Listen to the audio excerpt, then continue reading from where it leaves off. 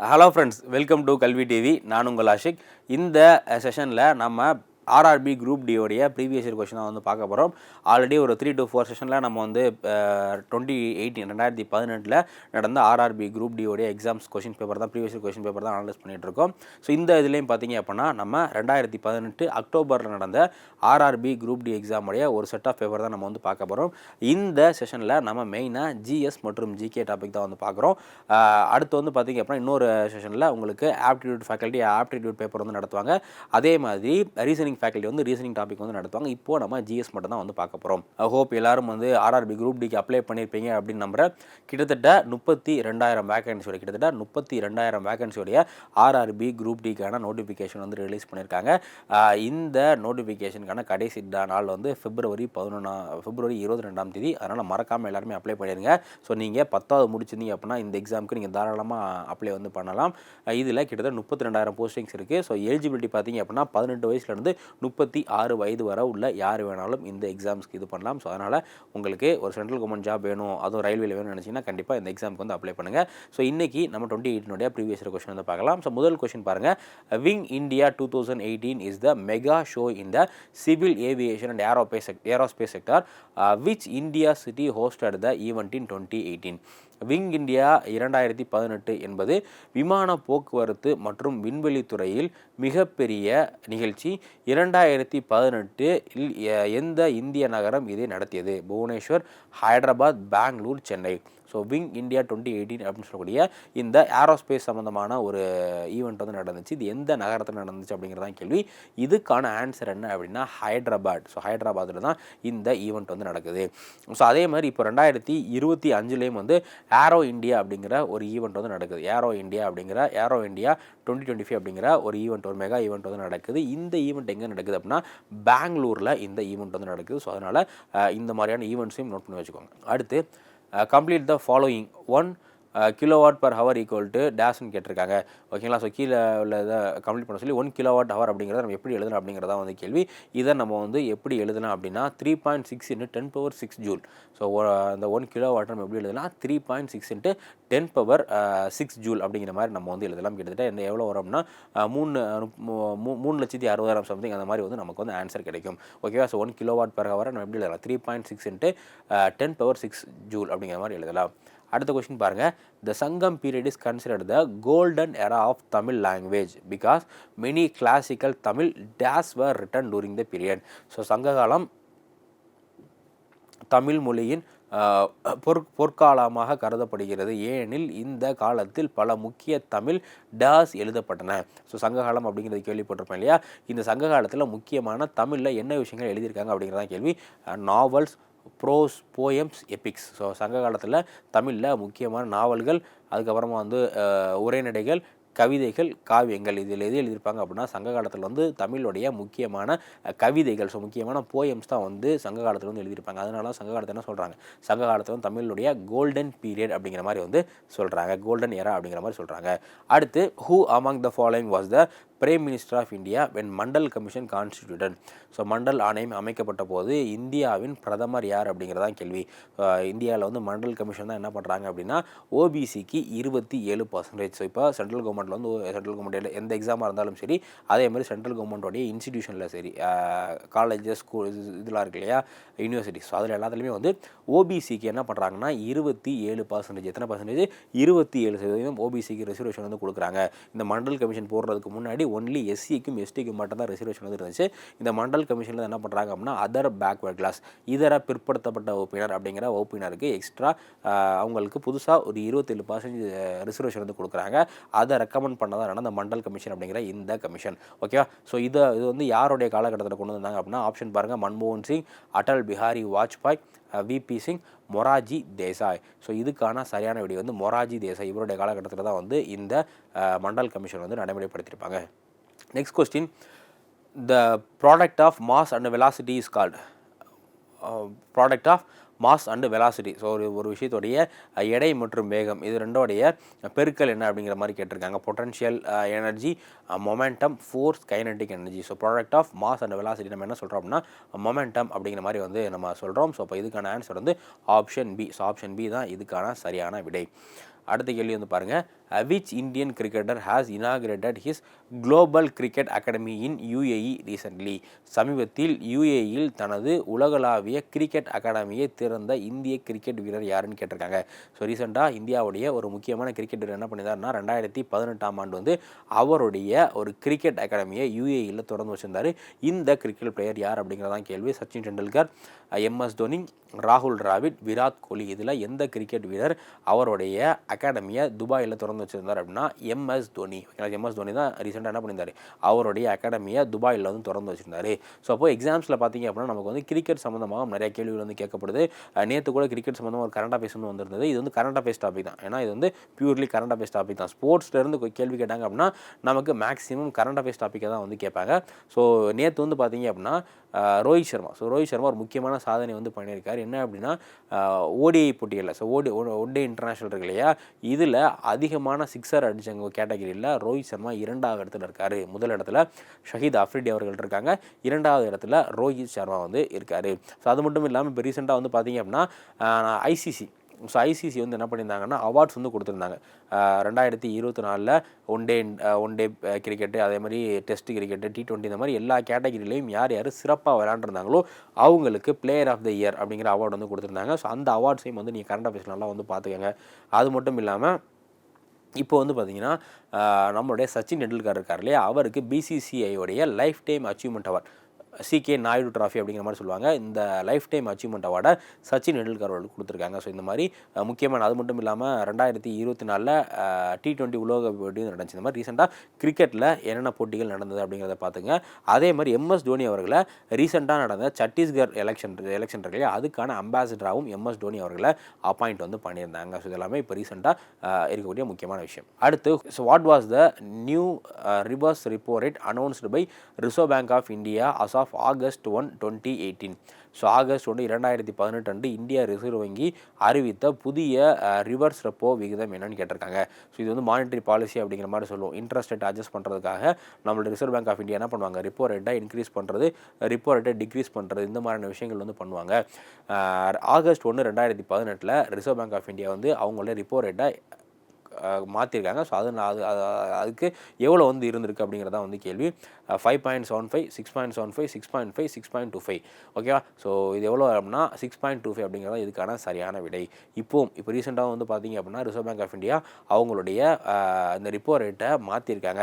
இப்போது 6.50 அப்படிங்கிறது இருந்தது, இப்போ 6.50 என்ன பண்ணியிருக்காங்க அப்படின்னா 6.25, ஒரு 25 பேசிக் பாயிண்ட், 0.25 பேசிக்ஸ் பாயிண்ட் என்ன பண்ணியிருக்காங்க அப்படின்னா ரிசர்வ் பேங்க் ஆஃப் இந்தியா வந்து ரெப்போ ரேட்டை கம்மி வந்து பண்ணியிருக்காங்க. இது வந்து இன்ஃப்ளேஷனை பொறுத்து, ஒரு நாட்டில் எந்த அளவுக்கு இன்ஃப்ளேஷன் இருக்குது அப்படிங்கிறத பொறுத்து ரெப்போ ரேட்டை இன்க்ரீஸ் பண்ணுறது, டிக்ரீஸ் பண்ணுறதெல்லாம் வந்து பண்ணுவாங்க. ஓகே. ஸோ அதுக்கடுத்து Kidambi Srikanth is famous for which sports? So Kidambi Srikanth எந்த விளையாட்டில் பிரபலமான நபர்னு கேட்குறாங்க. ஸோ இந்த மாதிரி என்ன பண்ணுவாங்க அப்படின்னா ஒரு ஸ்போர்ட்ஸ் பிளேயரை கொடுத்துட்டு இவர் எந்த ஸ்போர்ட்ஸில் பிரபலமான நபர் அப்படிங்கிற மாதிரி வந்து கேட்பாங்க. இதுக்கான ஆன்சர் பாருங்கள், பேட்மிண்டன், டென்னிஸ், ஃபுட்பால், செஸ். ஓகேவா? ஸோ இதில் எந்த ஸ்போர்ட்ஸில் கிடாம்பி ஸ்ரீகாந்த், ஸோ கிடாம்பி ஸ்ரீகாந்த் அப்படிங்கிற இந்த நபர் எந்த விளையாட்டு விளையாடக்கூடியவர் அப்படிங்கிறத வந்து கேள்வி. கண்டிப்பாக செஸ் கிடையாது. ஏன்னா செஸ்ஸில் வந்து ஆல்மோஸ்ட் எல்லாமே நமக்கு தெரியும். குகேஷ், அதுக்கப்புறமா வந்து பிரக்ஞானந்த், அந்த மாதிரி முக்கியமான நபர்கள் எல்லாமே நம்ம வந்து கேள்விப்பட்டிருப்போம். ஆனால் இந்த கிடாம்பி ஸ்ரீகாந்தை பற்றி நம்ம கேள்விப்பட்டது கிடையாது. அப்போது இவர் வந்து எந்த பிளேயர் அப்படின்னா இவர் வந்து பேட்மிண்டன் பிளேயர். இந்தியாவுடைய முக்கியமான பேட்மிண்டன் பிளேயர் தான் யாருன்னா கிடாம்பி ஸ்ரீகாந்த் அவர்கள். ஸோ இப்போ நீங்கள் என்ன பண்ணுங்கள், வரக்கூடிய எக்ஸாம்ஸில் வந்து எந்தெந்த பிளேயர்ஸ், என்னென்ன ஸ்போர்ட்ஸ் பிளேயர்ஸ் வந்து என்ன கேம் விளாட்றாங்க அப்படிங்கிற டீட்டெயிலாக தெளிவாக வந்து பார்த்துக்கோங்க. ஸோ அடுத்த கேள்வி பாருங்கள், choose the bird that does not belong to the group. இந்த குழுவில் சேராத பறவை தேர்ந்தெடுங்கன்னு கேட்டிருக்காங்க. இது வந்து நம்ம ஸ்கூல்ஸ்லாம் ஸ்கூல் படிக்கும் போதெல்லாம் வந்து ஆட் ஒன் அவுட் அப்படிங்கிற மாதிரி கேள்விப்பட்டிருப்போம் இல்லையா. ஒரு 4 விஷயம் கொடுத்துருப்பாங்க, இதில் பொருந்தாத ஏதோ அது சர்க்கிள் பண்ணுங்கள் அப்படிங்கிற மாதிரி நமக்கு எல்கேஜி யூகேஜிலாம் வந்து கொடுத்துருப்பாங்க, ஆட் ஒன் அவுட் அப்படிங்கிற மாதிரி. அதே மாதிரி ஒரு கேள்வி தான் வந்து கேட்டிருக்காங்க. ஸோ கீழே ஒரு 4 பறவைகளுடைய பெயர், எத்தனை 4 பறவைகளுடைய பெயர் வந்து கொடுத்துருக்காங்க. இதில் பொருந்தாதது, இந்த லிஸ்ட்டில் பொருந்தாதது என்ன அப்படிங்கிறதா வந்து கேள்வி. ஃபஸ்ட் வந்து பீகாக், ஓகே, மயில், அடுத்து ஆஸ்ட்ரிச், ஸோ 3வது வந்து பார்த்தீங்க அப்படின்னா ஹென், கோழி. ஸோ இது 3 இது. அதுக்கப்புறம் ஈகிள். ஸோ ஸோ 4 பறவை வந்து கொடுத்துருக்காங்க. இது பார்க்கையில் உங்களுக்கு தெரியும், இந்த லிஸ்ட்டு நீங்கள் பார்க்கும்போதே ஈஸியாக இதில் எது வந்து சேராது, எது வந்து இந்த குழுவில் ஒரு ஆட் ஒன் அவுட் மாதிரி இருக்குது அப்படின்னு பார்த்தீங்கன்னா ஈகிள். ஏன்னா மீதி 3 பறவைகள் பீக்காக்காக இருக்கட்டும், ஆஸ்ட்ரிச்சாக இருக்கட்டும், கோழியாக இருக்கட்டும், இது எல்லாமே வந்து நிலத்தில் வாழக்கூடிய பறவைகள். இதுக்கு வந்து பறக்கும் திறன் ரொம்ப ரொம்ப கம்மி. மயிலே எடுத்துட்டிங்க அப்படின்னா பறக்கும், ஆனால் ரொம்ப கழுகு மாதிரி பெருசாக பறக்காது. ஏன்னா மயிலோட பாடி வந்து ரொம்ப வெயிட்னால அதை தூக்கிட்டு அது பறக்கிறதுக்கு ரொம்ப கஷ்டம். அதனால் ஒரு குறிப்பிட்ட அளவுக்கு வந்து தரையிலே தான் பறக்கும் மயில் அப்படிங்கிறது. அதேமாதிரி ஆஸ்ட்ரிச் ஆஸ்ட்ரிச் வந்து பறக்கிறதுக்கான வாய்ப்புகள் ரொம்ப கம்மி. ஆஸ்ட்ரிச் வந்து வேகமாக ஓடக்கூடிய ஒரு பறவை. ஓகேவா? ஸோ அப்போது இது ஆஸ்ட்ரிச்சும் சரி மயிலும் சரி நிலத்தில் தான் வாழக்கூடிய. அதேமாதிரி கோழியுமே வந்து காக்கா மாதிரியோ இல்லை மித்த பறவைகள் மாதிரியோ வந்து ரொம்ப பறக்காது. ஜஸ்ட் பறந்து ஒரு இடத்துல இன்னொரு இடத்துக்கு ஜம்ப் பண்ணுற மாதிரி தான் வந்து பறக்கும். அப்போது இதுக்கான சரியான விட என்ன அப்படின்னா ஈகிள். ஸோ கழுகு அப்படிங்கிறது நல்லா பறக்க தெரிஞ்சா, இந்த 3மே இதில் கொடுத்துருக்க 4ல் அந்த 3மே என்ன பறக்க தெரியாத ஒரு பறவை. பறக்கிறது அந்தளவுக்கு தெரியாமல் கொஞ்சம் கிரவுண்ட் லெவலில் பறக்கக்கூடிய இது வந்து ஆகாயத்தில். ஏன்னா நம்ம வந்து நிறையா மோட்டிவேஷனல் ஸ்டோரிஸ்லாம் கேட்டிருப்போம்.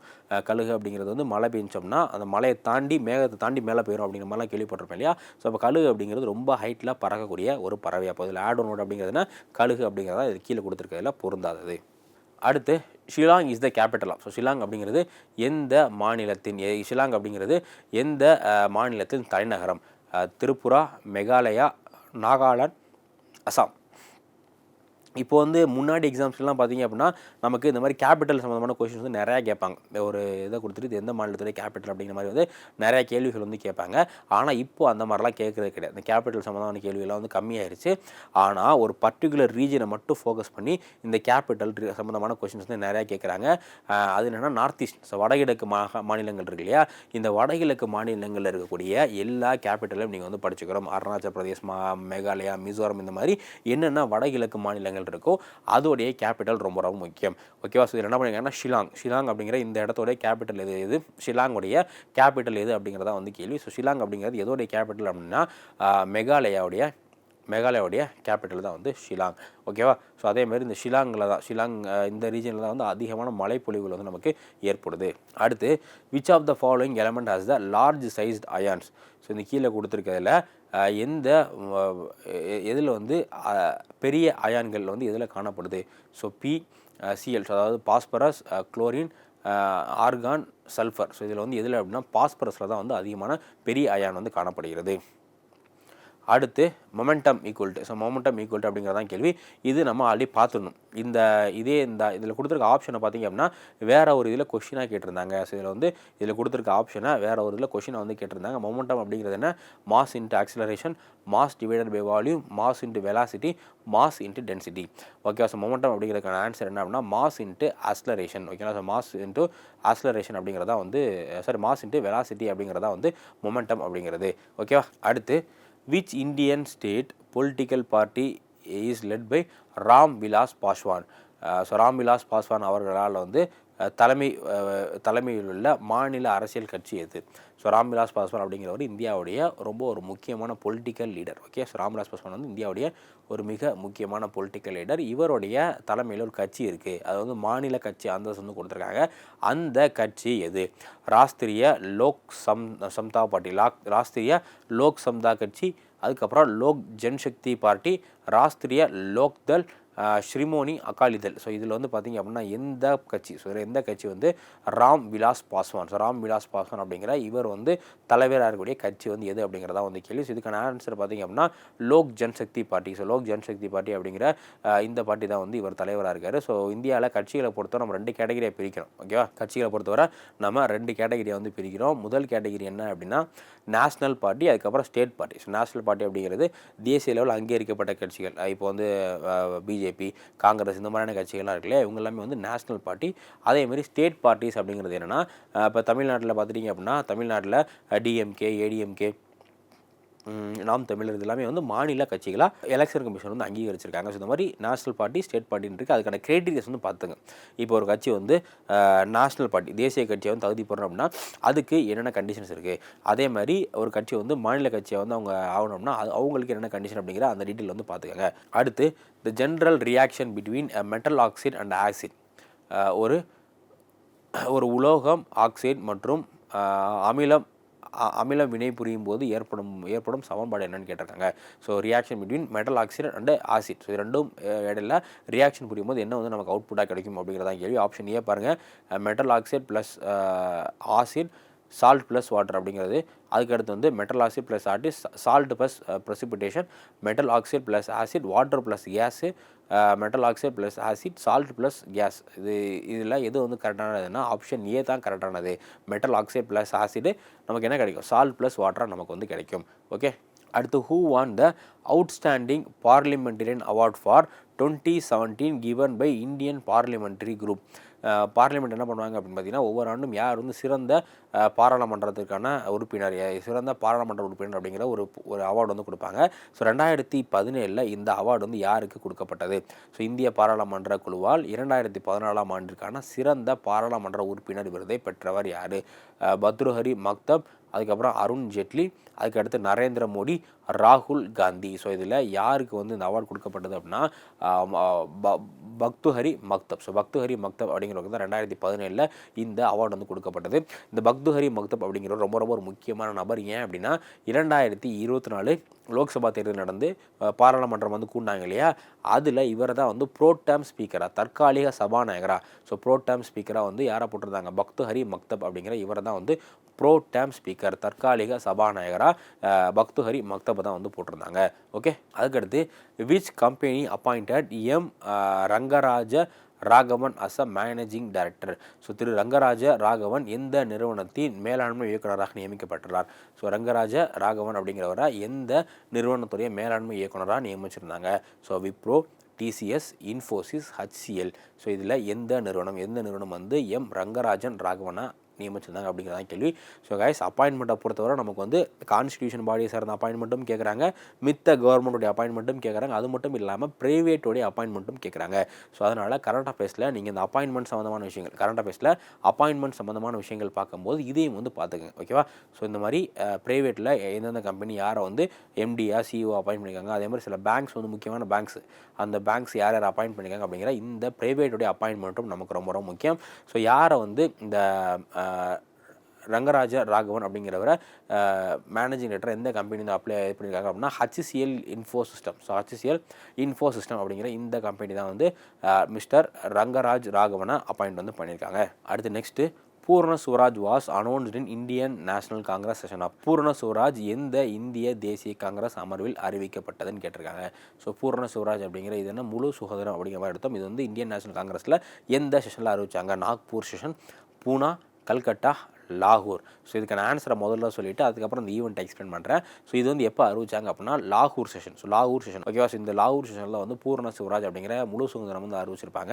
இது எதுக்காக அப்படின்னா, நம்ம வந்து பிரிட்டிஷ்க்கு கீழே இருந்தப்போ நம்ம என்ன கேட்போம் அப்படின்னா, எங்களுக்கு வந்து முழு சுதந்திரம் கொடுங்க அப்படிங்கிற மாதிரி முதல்ல கேட்டிருப்போம். அந்த முழு சுதந்திரம் நம்ம கொடுங்க அப்படின்னு கேட்டால் அந்த தினத்தை நம்ம என்ன கொண்டாடுறோம், பூர்ண சிவராஜாக கொண்டாடுறோம். இது வந்து 1929 1929 லாகூரில் இந்தியன் நேஷனல் காங்கிரஸ் உடைய செஷன் நடந்திருக்கும். அந்த செஷனில் தான் இந்த மாதிரி முடிவு எடுக்கிறாங்க. பூர்ண சுவராஜ் நம்ம வந்து பிரிட்டிஷ் கிட்ட முழு சுதந்திரம் கேட்கலாம் அப்படிங்கிற மாதிரி முடிவு எப்படி எடுக்கப்படுது, லாகூர் செஷனில். ஓகேங்களா? 1929 லாகூர் செஷன்லாம் நடைபெறுது. அதில் தான் இந்த முடிவு எடுக்கிறாங்க. 1930 ஜனவரி மாதம், 1930 1930 ஜனவரி மாதம் வந்து பார்த்தீங்க அப்படின்னா ஜனவரி 26 என்ன பண்ணுறாங்க, ராவி அப்படிங்கிற நதியோடைய கரையில் இந்தியாவுடைய நேஷ்னல் ஃப்ளாகை ஹோஸ்ட் பண்ணி பூரண சுவராஜ் டேவை வந்து கொண்டாடுறாங்க.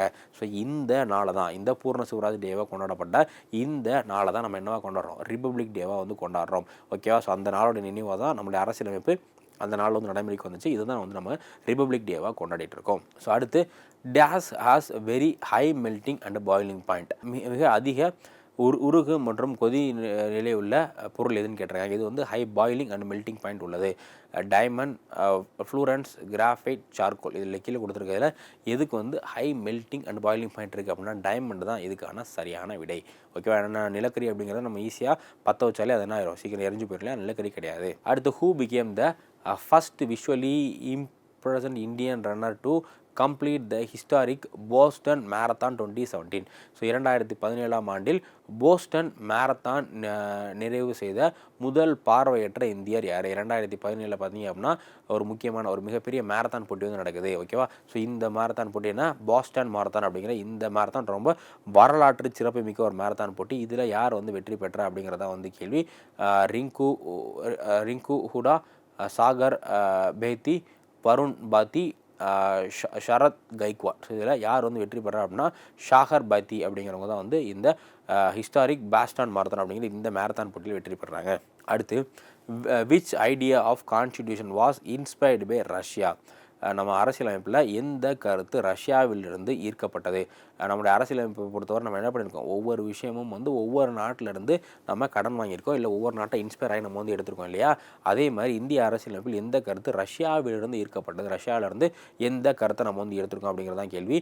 அமெண்ட்மெண்ட் ப்ரொசீஜர், நம்மளுடைய அரசியலமைப்பை மாற்றம் பண்ணுறதுக்கான அந்த நடைமுறை.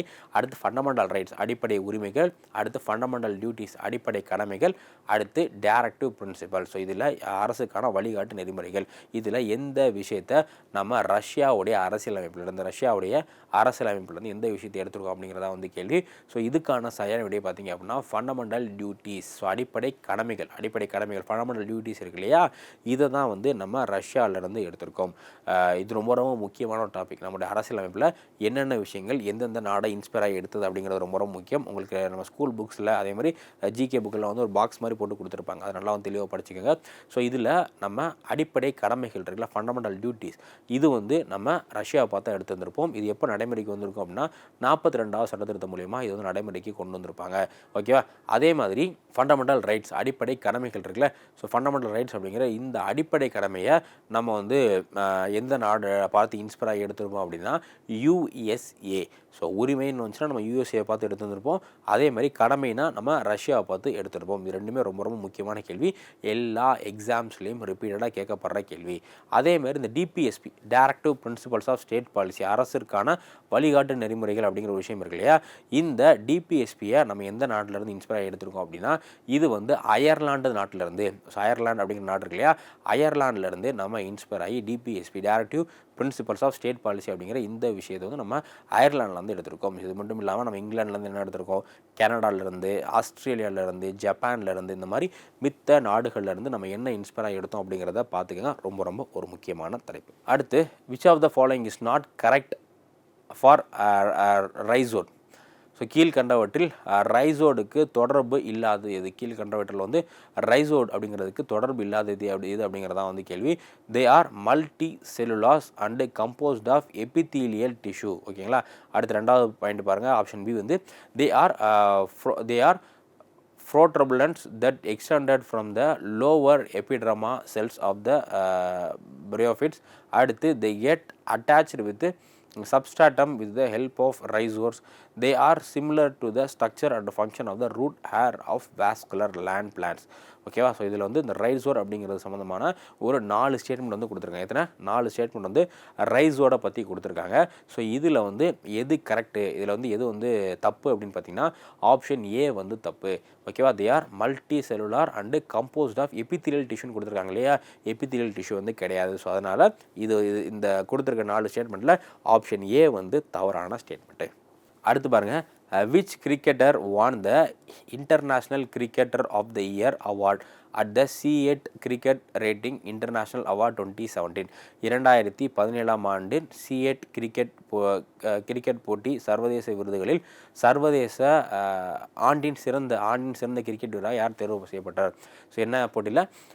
C8 cricket rating. So C8 cricket rating international award அப்படிங்கிற இந்த அவார்டில் யாரை வந்து பார்த்தீங்க அப்படின்னா international cricketer of the year அப்படிங்கிற மாதிரி கொடுத்துருக்காங்க, அவார்டு கொடுத்துருக்காங்க அப்படிங்கிறதான் கேள்வி. ரவீந்திர ஜடேஜா, சேஷேஸ்வர் புஜாரா, இர்ஃபான் பதான், ரவிச்சந்திர அஸ்வின். ஸோ இதில் யாருக்கு வந்து பார்த்தீங்க அப்படின்னா international cricketer of the year அப்படிங்கிற இந்த அவார்டு வந்து C8 வந்து கொடுத்துருக்காங்க அப்படிங்கிறதான் கேள்வி. ஸோ இதுக்கான ஆன்சர் வந்து பார்த்தீங்க அப்படின்னா ஆப்ஷன் டி, ரவிச்சந்திரன் அஸ்வின். ஓகேவா. ஸோ ரவிச்சந்திரன் அஸ்வினுக்கு தான் வந்து இந்த C8 அவார்டு 2017 கொடுத்துருக்காங்க. ஓகே, இப்போ 2025 அஸ்வின் அப்படிங்கிற ரொம்ப ரொம்ப முக்கியம். ஏன்னா அஸ்வின் இப்போ நிறையா சாதனை வந்து பண்ணியிருக்காரு. அதில் ரொம்ப முக்கியமான சாதனை என்ன அப்படின்னா, இந்தியாவுடைய டெஸ்ட் கிரிக்கெட் போட்டியில் 500 விக்கெட் எடுத்த 2வது வீரர். ஸோ முதல்ல யார் வந்து 500 விக்கெட் எடுத்தாங்க அப்படின்னா அனில் கும்ப்ளே. ஸோ அனில் கும்ப்ளே அவர்கள் வந்து முதல்ல 500 விக்கெட் வந்து எடுத்திருக்காரு. அவரை தொடர்ந்து 2வது 500 விக்கெட் எடுத்த டெஸ்ட் பிளேயர் யார் அப்படின்னா இந்தியாவோட டெஸ்ட் பிளேயர் வந்து ரவிச்சந்திரன் அஸ்வின். ஸோ அது மட்டும் இல்லாமல் அஸ்வின் வந்து இப்போ ரீசெண்டாக என்ன பண்ணியிருக்காரு அப்படின்னா டெஸ்ட் போட்டியிலேருந்து அவர் வந்து கிரிக்கெட் போட்டியிலேருந்து ஓய்வு வந்து பெற்றுட்டார். அதனால் அஸ்வின் அப்படிங்கிற இந்த டாப்பிக்லேருந்து நமக்கு கேள்வி கேட்க அதிகமாக வாய்ப்பு இருக்குது. அதை வந்து பார்த்துங்க. அதேமாரி நான் அவார்ட் சொல்லியிருந்தேன், கிரிக்கெட்டுக்கான அவார்ட்ஸ் வந்து கொடுத்துருக்காங்க அப்படிங்கிறத சொல்லியிருந்தேன். ஸோ ICC வந்து 2024க்கான கிரிக்கெட்டர்ஸ்க்கு அந்த பெஸ்ட் இன்டர்நேஷனல் கிரிக்கெட் யார் அப்படிங்கிற இந்த அவார்ட்லாம் கொடுத்துருக்காங்க. இதில் யார் யார் வாங்கியிருக்காங்க அப்படிங்கிறத சொல்லுங்கள். ஓகேவா. ஸோ இதில் வந்து பெஸ்ட் டெஸ்ட் கிரிக்கெட்டர் அப்படிங்கிற அவார்டு வந்து பும்ரா கொடுத்துருந்தாங்க. ஓகேவா. பெஸ்ட் டெஸ்ட் கிரிக்கெட்டர் அப்படிங்கிற அவார்டு வந்து பும்ரா கொடுத்துருந்தாங்க. அதேமாதிரி ஓவரால் கிரிக்கெட்டில் ஓவரால் பிளேயர் வந்து யார் அப்படின்னா அதுவும் வந்து பும்ராக்கு தான் 2 அவார்டு வந்து கொடுத்துருந்தாங்க. அடுத்து, an element has electronic configuration of 2,8. It is belong to which group and period? An element has electronic configuration of 2,8,16. So ஒரு எலமெண்ட்டில் வந்து பார்த்திங்க அப்படின்னா 2, 8, 6 அப்படிங்கிற எலக்ட்ரானிக் கான்ஃபிகரேஷன் இருந்துச்சு அப்படின்னா அது எந்த குரூப் அண்ட் பீரியடை சார்ந்தது, வந்து எந்த குரூப் அண்ட் பீரியடை சார்ந்தது அப்படிங்கிறதான் வந்து கேள்வி. 6 to 16 குரூப் 16 பீரியட் 3, அடுத்து 1 to 2. ஸோ இதுக்கான சரியான விடை வந்து 16-3. ஓகேவா. ஸோ 16-3 அப்படிங்கிறது தான் இதுக்கான சரியான விடை. ஸோ பீரியாடிக் டேபிள் அப்படிங்கிறது ரொம்ப ரொம்ப முக்கியம். அதை கொஞ்சம் டீட்டெயிலாக வந்து பார்த்துக்கங்க. அடுத்து, a 5 ohm resistance wire is doubled on itself. What is the new resistance? So என்ன பண்ணுறாங்க அப்படின்னா 5 ஓம் உள்ள ஒரு ரெசிஸ்டன்ஸ் வயரை வந்து என்ன பண்ணுறாங்க, 2 வந்து மடிக்கிறாங்க. ஓகே, 2 வந்து மடிச்சிட்டாங்க அப்படின்னா இப்போது அதில் எவ்வளோ வந்து பவர் வந்து இதாகும் அப்படிங்கிறது தான் வந்து கேள்வி. ஸோ இதுக்கான ஆன்சர் இந்த ப்ராப்ளத்தை நீங்கள் சால்வ் பண்ணிங்க அப்படின்னா 1.5 ஓம், என்னது 1.5 ஓம் அப்படிங்கிற மாதிரி உங்களுக்கு ஆன்சர் கிடைக்கும். ஓகே. ஸோ ஃபிசிக்ஸு, கெமிஸ்ட்ரி, இதாவது சயின்ஸில் பயாலஜியில் நமக்கு வந்து டேரெக்டாக தான் கேள்வி வந்து கேட்குறாங்க. ஆனால் ஃபிசிக்ஸ்லேயும் சரி கெமிஸ்ட்ரிலையும் சரி இந்த 2 சப்ஜெக்ட் ஃபிசிக்ஸ் கெமிஸ்ட்ரி அப்படிங்கிற இந்த 2 முக்கியமான சப்ஜெக்டில் என்ன பண்ணுறாங்க அப்படின்னா கேள்விகள் வந்து இந்த மாதிரி ப்ராப்ளத்துலேருந்து நிறைய கேள்விகள் வந்து கேட்குறாங்க. ஓகேவா. ஸோ அதனால் இந்த 2 ஃபிசிக்ஸ்லேயும் கெமிஸ்ட்ரிலையும் என்னென்ன முக்கியமான ப்ராப்ளம்ஸ் இருக்கோ அந்த எல்லா ப்ராப்ளம்ஸையும் நீங்கள் வந்து பார்த்துக்கங்க. அடுத்து, which statement is not true about the vascular system? எந்த கீழே கொடுத்துருக்கிறதுல இந்த வாஸ்குலார் அமைப்பு அப்படிங்கிற இதை பொறுத்தவரை தவறான இது எது அப்படிங்கிறதான் கேள்வி. The blood is the only white vascular connective tissue. The vascular system forms around 7 to 8% of the body weight. There is about 6.8 liter of blood in the adult person. Lifespan of human RBC is 115 to 120 days. இதில் கொடுத்துருக்கிறதுல எந்த statement, இந்த கொடுத்துருக்க ஸ்டேட்மெண்ட்டில் எது தவறானது அப்படிங்கிறதான் வந்து கேள்வி. So இதில் வந்து பார்த்திங்கன்னா life span of human RBC அப்படிங்கிறது கரெக்டு தான். நம்மளுடைய RBCயோடைய அந்த காலகட்டம் வந்து 15 to 20 நாட்களோட தான் டைம். அதனால் அது வந்து கரெக்டு தான். அதுக்கப்புறமா there is about 6.8 liter. Okay, adult பர்சனில் 6.8 லிட்டர் இருக்கும். இதுவும் வந்து கரெக்டு தான். அடுத்து, வாஸ்குலார் சிஸ்டத்தை பொறுத்தவரை இது வந்து 7 to 8% பாடி வெயிட். நம்ம பாடி வெயிட்டில் வாஸ்குலார் சிஸ்டம் அப்படிங்கிறது வந்து டோட்டல் இதில் எவ்வளோ பர்சன்டேஜ் காட்டுது, 7 to 8% வந்து இந்த வாஸ்குலார் சிஸ்டம் வந்து இருக்கும். ஆனால் முதல் இது வந்து தப்பு. Blood is the only white vascular connectivity tissue அப்படிங்கிற மாதிரி கேட்டிருக்காங்க. இது வந்து தவறு. ஸோ அப்போது இந்த வாஸ்குலார் சிஸ்டத்துக்கு பற்றின விஷயத்தில் முதல்ல கொடுத்துருக்க ஆப்ஷன் ஏ அப்படிங்கிறது தவறாக வந்து கொடுத்துருக்காங்க. அது வந்து சரி கிடையாது. அடுத்து, who was India's nominee for International Court of Justice in November 2018? November 2017 சர்வதேச நீதிமன்றத்திற்கான இந்தியாவின் வேட்பாளர் யாருன்னு கேட்டிருக்காங்க. So international court of justice ICJ அப்படிங்கிறது எதுக்கு கீழே வருதுன்னா ஐநாவுடைய அமைப்புக்கு கீழே வருது. ஓகேங்களா. ஸோ UN இருக்கு, ஐநா சபை, அதோடைய அமைப்புக்கு கீழே வர்றதா என்ன அப்படின்னு பார்த்தீங்கன்னா இந்த international court of justice ICJ அப்படிங்கிறது. இதுக்கு வந்து என்ன பண்ணுவாங்க அப்படின்னா இதுக்கு தேவையான ஜட்ஜஸ் வந்து மித்த நாடுகள் தான் வந்து சப்போர்ட் பண்ணுவாங்க. ஸோ இந்தியா சார்பாக நவம்பர் 2017 யாரை இன்டர்நேஷ்னல் கோர்ட் ஆஃப் ஜஸ்டிஸோடைய நாமினியை யார் வந்து நியமித்தாங்க அப்படிங்கிறத கேள்வி. தல்வீர் பந்தாரி, ரோனி ஆப்ரஹாம், நீரு சந்த், அதுக்கப்புறம் தேபாஷிவ் பகதூர். ஸோ இதில் யாரை international court of justice ICJ international court of justice இருக்கு இல்லையா, இதோடைய தலைவராக இதோடைய ஜட்ஜாக நியமிக்கிறதுக்கு யாரை அப்பாயிண்ட் பண்ணியிருந்தாங்க அப்படின்னா தல்வீர் பந்தாரி. ஸோ தல்வீர் பந்தாரி அப்படிங்கிறவங்கள தான் வந்து அப்பாயிண்ட் பண்ணியிருந்தாங்க. இந்த மாதிரி முக்கியமான இன்டர்நேஷ்னல் ஆர்கனைசேஷன்ஸ் இருக்கு இல்லையா, இந்த இன்டர்நேஷ்னல் ஆர்கனைசேஷனுடைய அப்பாயின்மெண்ட் பற்றி கிளியராக வந்து பார்த்துங்க. ஸோ இந்த எபிசோடில் நம்ம இதோட முடிச்சுக்கலாம். ஸோ லாஸ்ட்டு கொஷின்ஸ் வந்து நம்ம அடுத்த எபிசோடில் வந்து பார்க்கலாம். Thank you case, thank you.